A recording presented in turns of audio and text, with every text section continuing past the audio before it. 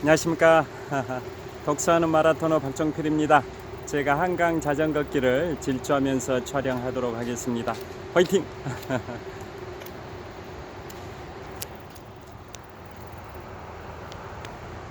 자, 이곳 한강 자전거길 풍납토성 나들목 근처에서 서쪽 방향 잠실 나들목을 경유해서 잠실 석촌호수로 이동하면서 촬영하겠습니다. 자, 현재 시각은 2023년 6월 28일 수요일 저녁 8시 5분입니다. 제가 자전거 퇴근길에 오늘은 미국의 16대 대통령 에이브러햄 링컨, 17대 대통령 앤드루 존슨, 18대 대통령 율리시스 그랜트 등 이상의 3명의 미국의 역대 대통령에 관하여 말씀드리겠습니다. 지금부터 24년 전 1999년에 미국의 공영방송 CS판에서 미국인들을 대상으로 여론조사를 했습니다. 미국의 역대 대통령 중에 가장 존경하는 대통령을 랭킹 1위부터 랭킹 41위까지 조사를 했는데요. 자, 그 당시 조사했던 시점인 1999년도는 빌 클린턴 제42대 미국 대통령이 재임 중이었던 시절입니다. 그 당시 가장 존경하는 대통령 순위를 설문조사했을 때 상위권 1위부터 6위, 또 하위권 1위부터 7위를 제가 소개를 해드리겠습니다. 자, 랭킹 1위, 가장 존경하는 대통령 랭킹 1위는 자, 그 당시에 42대 미국 대통령 시절인데요. 클리브랜드 대통령은 22대와 24대 대통령을 했었습니다. 그래서 대통령을 연임한 경우에는 대가 바뀌지 않은데 띄엄띄엄 대통령을 했던 유일한 케이스였던 클리브랜드는 22대와 24대를 했기 때문에 대가 2대를 사용을 했습니다. 그래서 클린턴 대통령이 42대 대통령이었지만 41번째 대통령인 겁니다. 자, 그래서 역대 그 조사했던 시점을 기준으로 역대 41명의 미국 대통령을 존경하는 순위를 설문조사 결과 존경하는 순위를 매겼는데요. 랭킹 1위가 바로 오늘 소개해드릴 16대 대통령 에이브러햄 링컨 대통령, 랭킹 2위가 초대 대통령 조지 워싱턴, 랭킹 3위가 26대 대통령 시어도어 루즈벨트, 랭킹 4위가 32대 대통령 프랭클린 루즈벨트, 랭킹 5위가 3대 대통령 토머스 제퍼슨, 랭킹 6위가 40대 대통령 로널드 레이건이었습니다. 이처럼 랭킹 1위부터 랭킹 6위 뭐 다 들어보신 대통령 이름들이실 겁니다. 그 다음에 그에 반해서 하위권, 가장 바닥권 말씀드리겠습니다. 총 41등까지 있는데요. 먼저 35등이 제9대 대통령 윌리엄 해리슨, 36위가 그 조사 시점인 1999년도 당시의 현직 대통령이었던 42대 대통령 빌 클린턴이 36위, 그 다음에 37위는 13대 대통령 밀러드 밀모어 대통령입니다.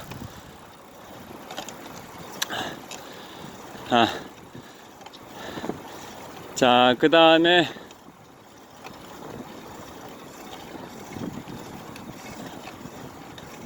밀러드 밀모어가 아니라 필모어입니다. 어쩐지. 자, 37위가 제13대 대통령 밀러드 필모어 대통령이고요. 38위가 오늘 좀 이따 소개해드릴 17대 대통령 앤드루 존슨이고, 39위가 어제 소개해드렸던 제 14대 대통령 프랭클린 피어스고 40위가 제 29대 대통령 워렌 하딩 대통령이고 41위 즉 꼴등이 어제 소개해드렸던 15대 대통령 제임스 뷰캐넌입니다.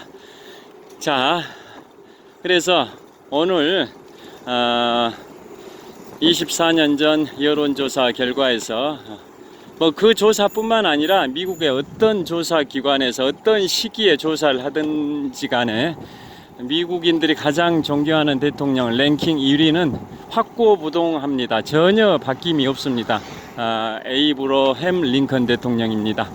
자, 그 이유는 바로 남북전쟁이라는 참혹한 대가를 치러가면서 북군이 남군을 상대로 승리해서 남부 지역의 주들이 연방에서 탈퇴하는 것을 막아내서 남북의 분열을 막고 남북의 통합을 이뤘기 때문에 존경하는 대통령 랭킹 1위입니다. 자, 그래서 링컨에 관해서 먼저 말씀드리겠습니다. 16대 대통령 링컨 5달러 화폐의 주인공이기도 합니다. 5달러 지폐의 주인공. 자, 링컨 대통령은 켄터키 주에서 태어났습니다. 자, 키도 그 당시까지만 해도 최장신입니다. 미국의 역대 대통령 중에 최장신. 링컨 대통령의 키가 193cm입니다. 거인이죠, 거인. 193cm. 그 다음에 역대 대통령 중에 190cm인 사람이 있습니다. 3대 대통령 토머스 제퍼슨. 그 다음에 역대 대통령 중에 185cm인 사람은 초대 대통령 조지 워싱턴.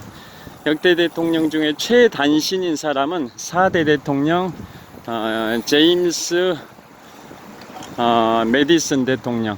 162.5cm 밖에 안 됩니다. 그러니까 링컨 대통령 키가 193cm인데요. 제임스 메디슨 대통령은 162.5cm니까 거의 30cm 차이가 납니다. 자, 그런데 링컨 대통령의 역대 최장신 대통령 신장 기록을 깬 분이 있죠. 이제 저 가로등이 켜졌습니다. 한강 자전거 길에 가로등이 밝게 켜졌습니다. 자, 링컨 대통령이 역대 대통령 중에 최장신인 193cm였는데요. 그 기록을 깬 분이 바로 제45대 미국 대통령 도널드 트럼프입니다. 도널드 트럼프 대통령의 키가 195cm입니다. 링컨 키가 193인데요.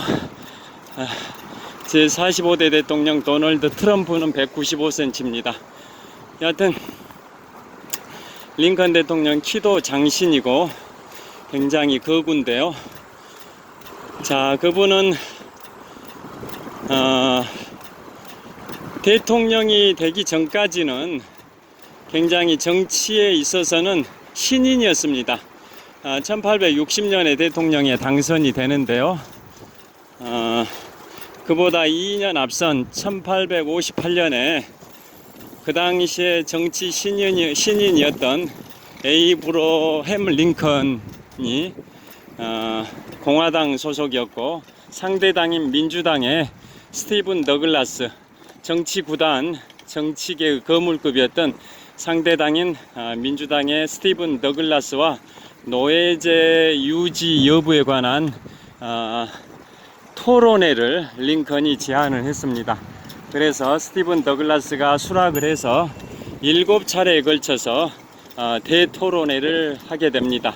그래서 그 당시에 정치 신인인 에이브러햄 링컨이 정치 거물, 정치 구단이었던 스티븐 더글라스를 압도하는 그러한 토론 실력을 보여줬습니다. 그래서 이제 링컨이 정치 신인에서 정치계의 유명 인사로 이제 다시 태어나는 그런 상황이 되는데요.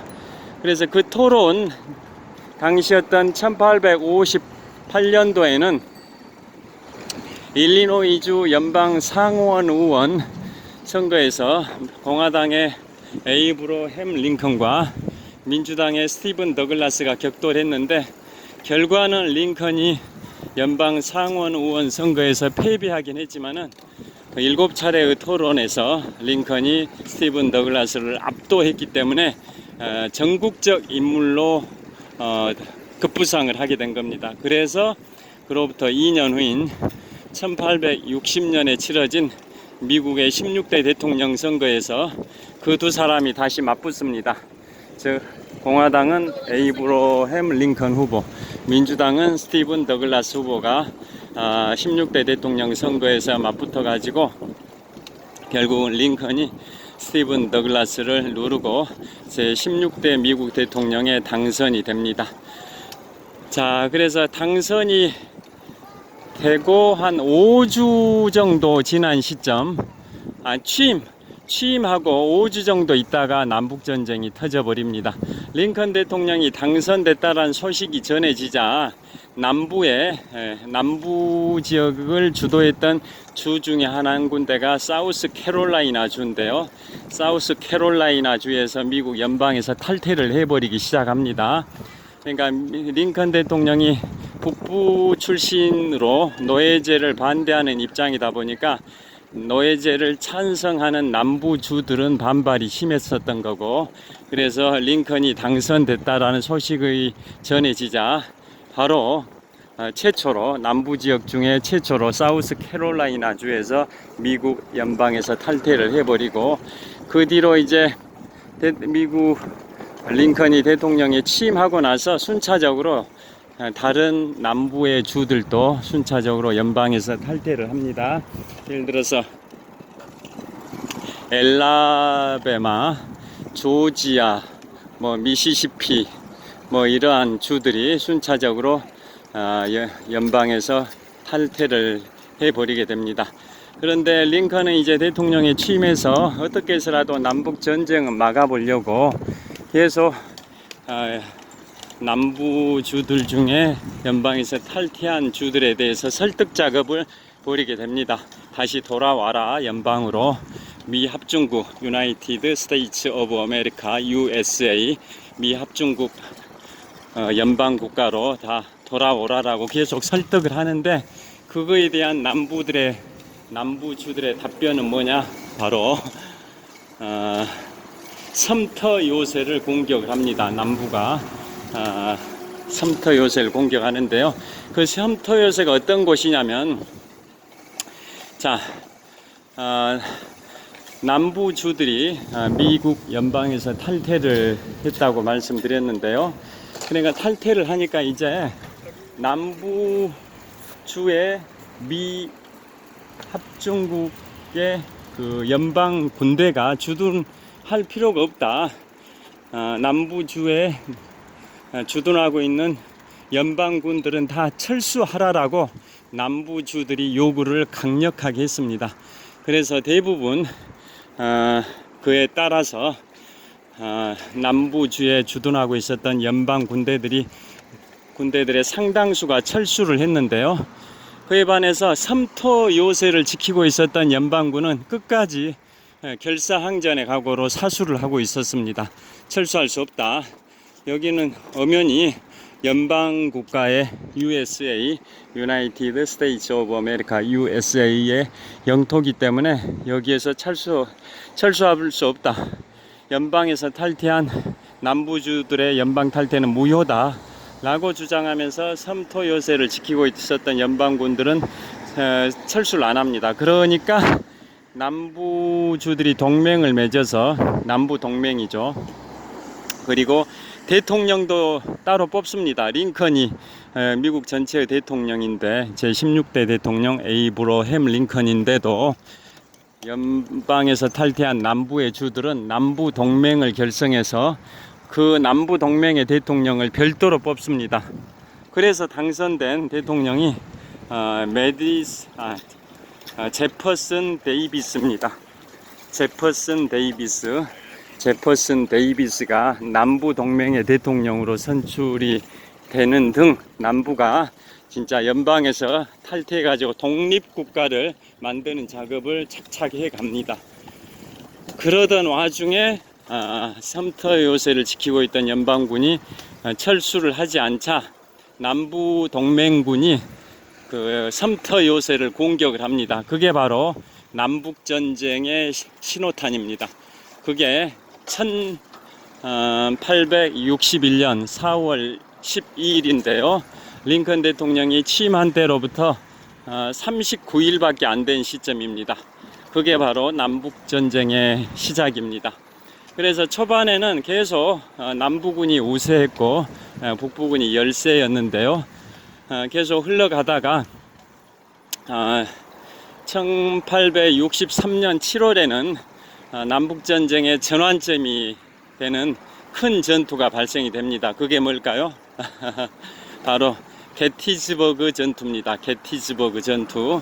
남북전쟁 발발일로부터 약 2년 3개월 정도 된 시점인 1863년 7월에 게티스버그에서 전투가 발생이 돼서 남부군과 북부군 다 합해가지고 한 10만 명 정도, 한 10만 명 가까운 숫자가 전사를 해버릴 정도로 참혹한, 10만 명은 안 되지만 한 7, 8만 명 정도 됩니다.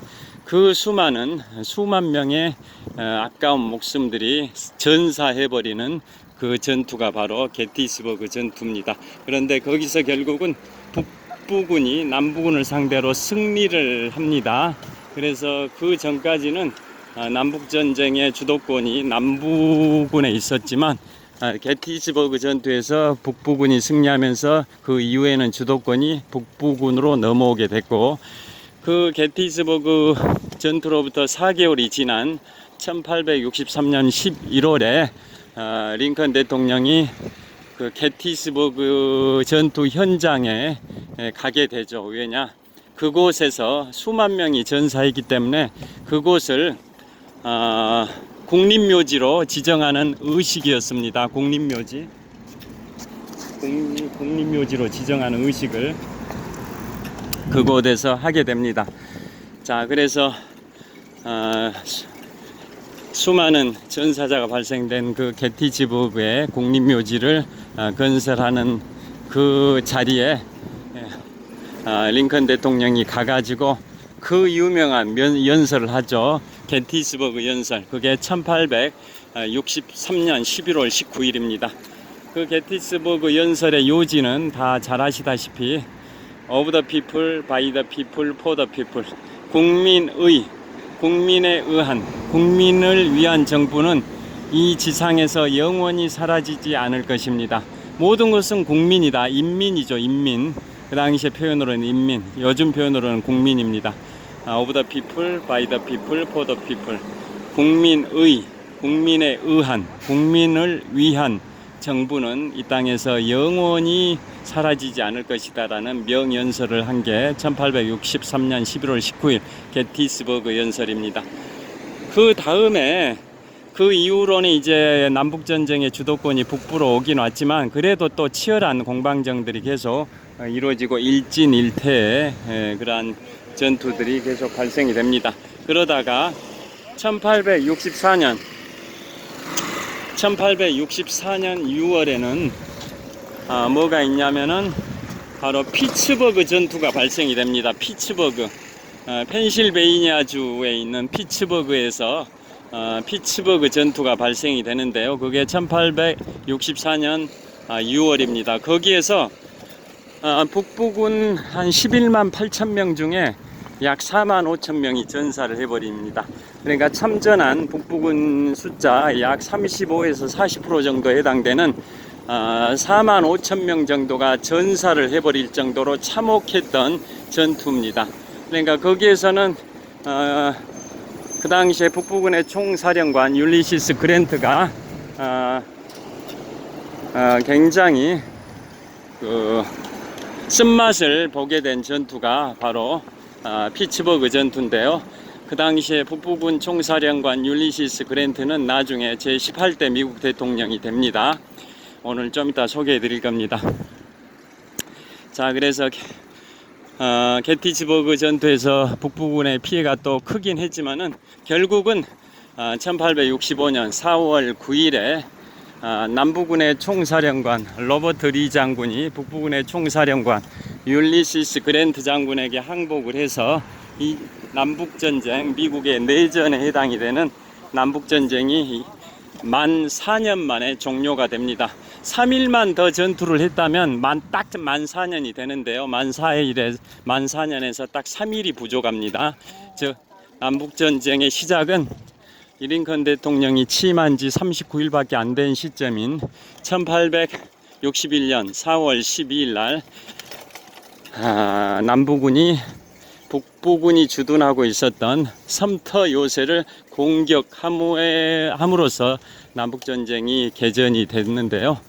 그로부터 4년 후인 1865년 4월 9일에 남부군의 총사령관 로버트 리 장군이 북부군의 총사령관 율리시스 그랜트 장군에게 항복하면서 남북전쟁이 북부군의 승리로 끝났습니다. 그래서 북부군이 승리를 했기 때문에 이제 남북의 분단을 막을 수 있었던 겁니다. 그러니까 링컨 대통령은 노예제를 기본적으로는 반대하긴 했지만 그보다 더 중요하게 생각했던 것은 남북의 분열, 남북의 분단을 막는 게 가장 최우선 목표, 지상 목표였습니다. 그래서 그런 말이 있습니다. 링컨은 남북의 분열을 막기 위해 필요하다면 노예제를 폐지하자. 또 남북의 분단을 막기 위해서 노예제가 필요하다면 노예제를 유지하자. 또 남북의 분단을 막기 위해서 노예제가 필요하기도 하고 필요하지 않기도 하다면 그 둘 다를 하자. 그것은 바로 모든 것의 목표는 바로 남북 분단을, 남북의 분열을 막는 게 지상 목표였다라는 뜻입니다.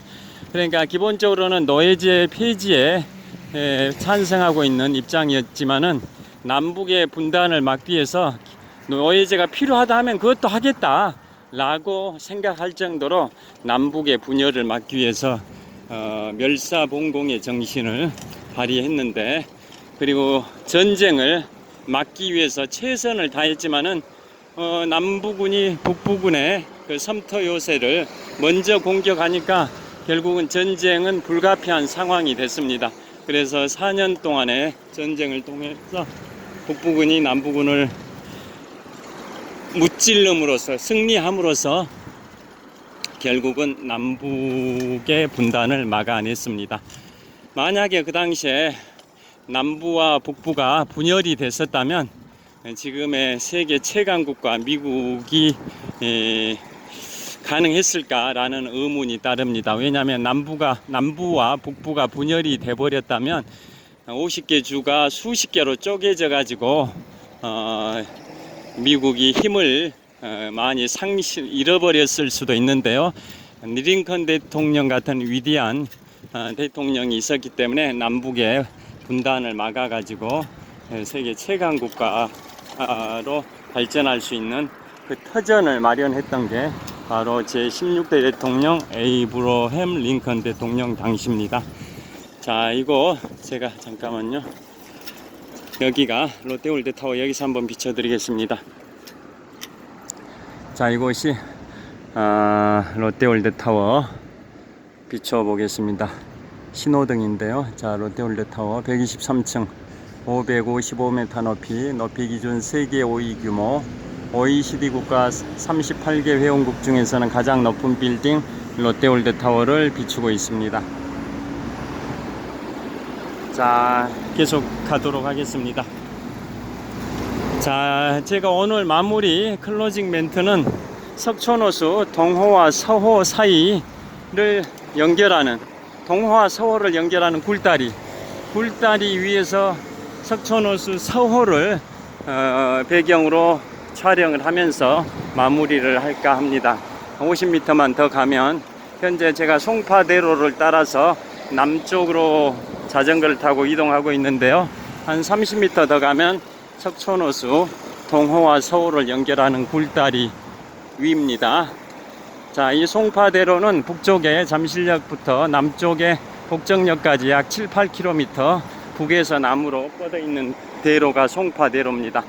자, 여기 자전거를 세워두고 여기서 이제 마무리를 하려고 하는데요. 자,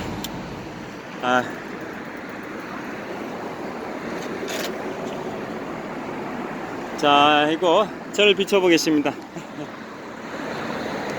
자, 이거 잠실 석촌호수 서호와 동호를 연결하는 굴다리 위에서 서쪽 방향 서호를 촬영하고 있습니다.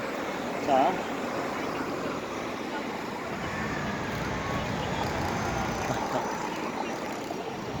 자, 서호를 촬영하고 있습니다. 헬멧도 벗고 하겠습니다.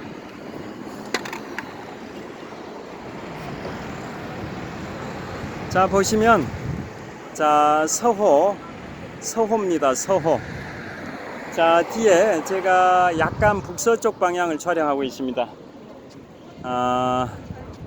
이곳은 잠실 석촌호수와 석촌호수 동호와 서호를 연결하는 굴다리 위에서 촬영을 하고 있는데요. 자, 이번에는 계속 사람들이 다니고 있어서 초상권을 침해하지 않기 위해서 카메라 각도 돌리기가 굉장히 조심스럽습니다. 자, 이번에는 제가 롯데월드타워를 한번 비춰보도록 하겠습니다. 자, 롯데월드타워입니다. 자, 롯데월드타워 123층 555m 높이 기준 세계 5위 규모 OECD 국가 38개 회원국 중에서는 가장 높은 롯데월드타워를 비추고 있습니다. 조명이 밝은 곳으로 이동을 했습니다. 가로등 조명이 밝은 곳으로 이동을 했습니다. 자, 123층 555m 높이 기준 세계 5위 규모 OECD 국가 38개 회원국 중에서는 가장 높은 빌딩 롯데월드타워를 비추고 있습니다. 자, 롯데월드타워는 석촌호수 동호의 북쪽변에 있습니다. 자, 그리고 이 도로가 송파대로입니다. 송파대로. 지금 전방 북쪽 방향인데요. 전방 한 300m 지점에 잠실역이 있고 그 잠실역에서 쭉 출발해 가지고 남쪽 방향에 경기도 성남시와 서울시 송파구의 접경지대에 복정역이 있습니다. 그곳까지 송파대로가 북에서 남으로 7, 8km 정도 뻗어 있습니다. 자, 송파대로를 찍고 있습니다. 다시 조명이 밝은 방향으로. 자, 북쪽 방향입니다. 북쪽 방향. 잠실역 방향의 송파대로입니다.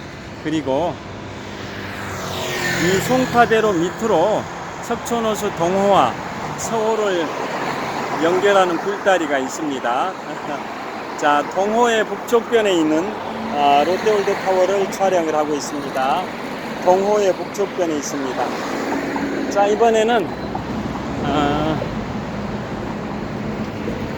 다시 서호입니다. 서호. 굴다리 위에서 서호를 촬영하고 있습니다. 자, 계속 말씀을 이어가겠습니다. 자, 그래서 링컨 대통령은 저기에 제 가방이 있어서 가방 있는 대로 이동을 해 보겠습니다. 제 자전거를 여기 이렇게 세워뒀습니다. 제 자전거를.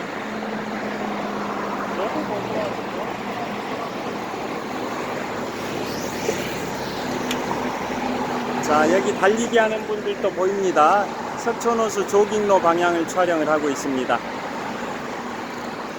자, 그래서 계속 말씀을 드리도록 하겠습니다. 그래서 링컨 대통령은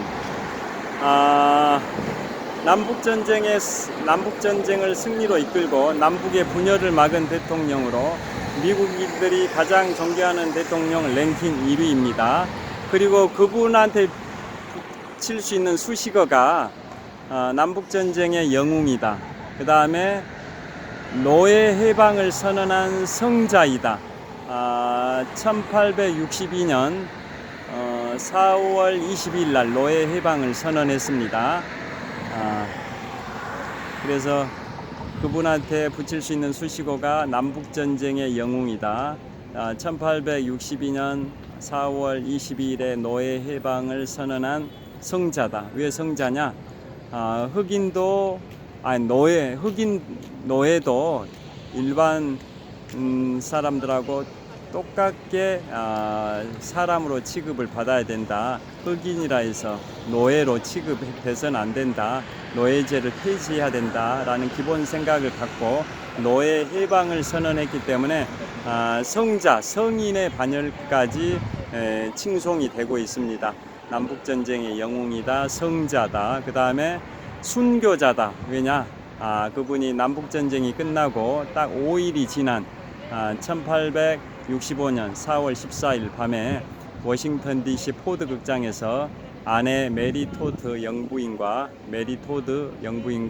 워싱턴 DC 포드 극장에서 연극 관람을 하다가 그 포드 극장의 연극 배우 중에 남부군의 열렬한 지지자 부스라는 사람이 있습니다. 존 부스에 의해서 암살을 당하게 됩니다. 그 존 부스가 남부군의 열렬한 지지자였는데요. 남북전쟁이 1865년 4월 9일 날 북부군의 승리로 끝나버리니까 남북전쟁을 승리로 이끌었던 16대 대통령 에이브러햄 링컨 대통령과 북부군의 총사령관 율리시스 그랜트 사령관을 암살하기로 결심을 한 겁니다. 그래서 워싱턴 DC에 있는 포드 극장에서 연극 관람을 한다라는 소문을 듣고 그곳에 본인이 거기에 연극 배우이다 보니까 거기에 쉽게 접근할 수 있었을 거고 그래서 링컨 대통령을 암살을 합니다. 원래는 북부군의 총사령관 율리시스 그랜트 사령관도 암살을 하려고 했는데요. 율리시스 그랜트 사령관과 그 부인은 그 연극 관람 장소에 초청을 받았는데 가질 않았습니다. 왜 그러냐면 율리시스 그랜트 북부군 총사령관의 부인이 링컨 대통령의 부인인 메리 토드 여사를 매우 싫어했습니다. 그래서 같은 공간, 포드 극장이라는 같은 공간에서 연극 보는 게 싫다라고 남편 율리시스 그랜트 사령관한테 얘기를 했고 애처가였던 율리시스 그랜트 사령관은 링컨 대통령에게 이렇게 얘기를 했습니다. 워싱턴 DC 포드 극장 연극 관람에 초청해 주신 건 감사한데 저희 자녀 입학식에 참석을 해야 되기 때문에 부득이하게 그 연극 관람은 참석하기가 어렵습니다. 입학식인지 아니면 비슷한 행사입니다. 제가 기억하기로는 입학식으로 기억하고 있는데요. 비슷한 행사에 참석하기 위해서 그 포드극장 연극 관람에는 참석하기 어렵습니다라고 정중하게 말을 하고 불참을 했습니다. 그래서 목숨을 건졌던 겁니다. 만약에 율리시스 그랜트 장군도 그곳에 참석했다면 링컨 대통령처럼 1865년 4월 14일 밤에 암살이 됐을 겁니다. 그런데 부인의 말을 들어가지고 부인이 가지 말자고 해서 가지 않는 바람에 불참한 바람에 결국은 율리시스 그랜트 장군은 목숨을 건졌고 나중에 4년 후에 제18대 미국 대통령에 당선이 돼서 8년 동안 공화당으로 미국의 대통령을 8년 동안 18대 대통령을 했었습니다. 자, 그래서 링컨 대통령은 그런 식으로 남북전쟁의 영웅이고 그 다음에 노예 해방 선언을 한 성자이고 그 다음에 암살이 되셔가지고 그야말로 순교자의 반열로 칭송이 되는 추앙이 되는 미국인들이 가장 존경하는 대통령 랭킹 1위입니다. 지금까지 제16대 미국 대통령 에이브러햄 링컨 대통령에 관하여 말씀드렸습니다. 그 다음에 지금부터는 그 후임자인 제17대 대통령 앤드루 존슨에 관하여 말씀드리겠습니다. 앤드루 존슨은 아까 말씀드린 것처럼 지금부터 24년 전 미국의 공영방송 CS판에서 설문조사 했을 때 존경하는 대통령 랭킹 38위입니다. 38위. 굉장히 순위가 안 좋죠. 바닥권인데요. 앤드루 존슨은 링컨 대통령 당시에 부통령이었습니다. 그래서 링컨 대통령이 암살이 돼서 대통령이 유고가 되니까 부통령이었던 앤드루 존슨이 대통령직을 승계를 했었던 겁니다. 그래서 승계해서 대통령직을 수행하는데, 즉 제17대 미국 대통령 앤드루 존슨이 되는데요. 남북전쟁 후에 뒤처리를 제대로 잘 해야 되는데 뒤처리를 제대로 수습을 못했습니다. 링컨이 노예 해방 선언을 했다고는 하지만 여전히 흑인 노예는 계속 유지가 되고 있고, 흑인 노예에 대한 학대와 참혹한 그러한 가혹 행위들은 여전히 계속 유지가 되고 있었고, 그러한 링컨 대통령의 노예 해방 선언은 그야말로 선언에 불과한 게 돼버렸을 정도로 노예 문제 이런 것들이 제대로 정리가 안 됐었습니다. 그러다 보니까 그 앤드루 존슨 17대 대통령은 링컨 대통령이 켄터키주 출신이었었는데요. 앤드루 존슨은 노스캐롤라이나 주 출신입니다. 남부 출신이죠. 남부 출신 노스캐롤라이나 주 출신인 17대 대통령 앤드루 존슨은 남부 출신인데 노예제에 대해서 애매모호한 그런 태도를 취했었습니다. 그래서 여야 국회의원들과도 충돌이 심했고 의회와의 갈등이 너무 심했습니다. 의회와도 계속, 국회와도 계속 갈등이 심했었는데요. 그러니까 국정 수행이 제대로 안 된 겁니다. 그러다 급기야 사고가 터집니다. 그게 뭐냐? 1867년에 스탠턴 사건이 터집니다. 스탠턴 사건이 뭐냐면, 그 당시에 미국의 육군 장관의 이름이 스탠턴입니다. 스탠턴 장관이 앤드루 존슨 미국 대통령과 미국 의회가 계속 갈등과 충돌 양상을 보이다 보니까 미국의 육군 장관인 스탠턴은 미국의 군대가 충성해야 할 대상은 대통령이 아니라 의회다. 즉 군 통수권자인 대통령이 아니라 국민의 대표 기관인 의회에다 충성을 해야 된다. 그 이유는 뭐냐? 대한민국 헌법에는 모든 권력은 국민으로부터 나온다라고 대한민국 헌법에 명시되어 있는데요. 미국 헌법에는 모든 권력은 의회로부터 나온다라고 명시되어 있습니다.